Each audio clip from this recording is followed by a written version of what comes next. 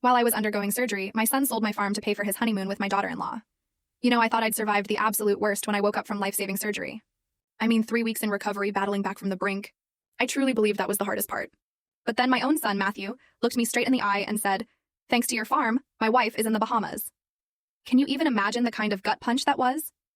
Right then, in the doorway of my own home, I knew my real fight had just begun. And trust me, what unfolded next? It's almost unbelievable. I just stood there frozen, on the threshold of my own house, watching Matthew's smug, mocking smile. He actually chuckled as he told me how he'd sold one of my properties, my life's work, to finance Sophia's lavish honeymoon. My daughter-in-law, that woman who'd never worked a day in her life, was now sipping cocktails on paradise beaches, all with money I'd shed blood and sweat for. My money. And then I did something even I didn't expect. I laughed. A deep, genuine laugh that came from the very bottom of my chest. It felt primal. Matthew looked at me, totally confused, his arrogant smile slowly fading. "Dad, what's so funny?" he asked, his voice suddenly a little shaky. I just kept laughing, pulling off the green jacket I'd worn for travel. 40 years. 40 years building a farming empire. Waking up before dawn every single day, supervising every detail, sacrificing vacations, comforts, all to secure my children's future. And this was my firstborn's greeting. This betrayal. "Oh, Matthew," I finally managed to say, still chuckling. "If only you knew what you just did." His face drained of color. The arrogance evaporated like morning dew on my fields. What do you mean?"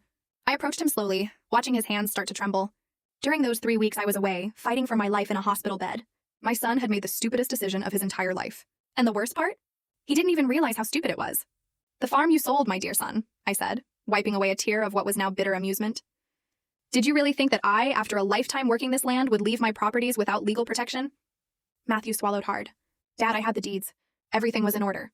The notary told me—" "The notary told you what Sophia wanted you to hear," I cut him off, my voice calm but with an edge of steel.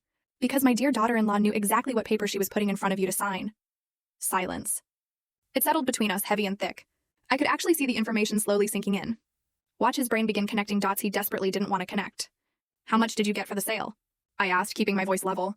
Inside, though, a mixture of fury and disappointment churned, threatening to consume me. $200,000, he murmured, avoiding my gaze. "It was enough for the honeymoon and to pay some debts we had." I laughed again. But this time it was a different sound. More bitter, more painful. $200,000, I repeated, savoring each word. "For full story video added in below."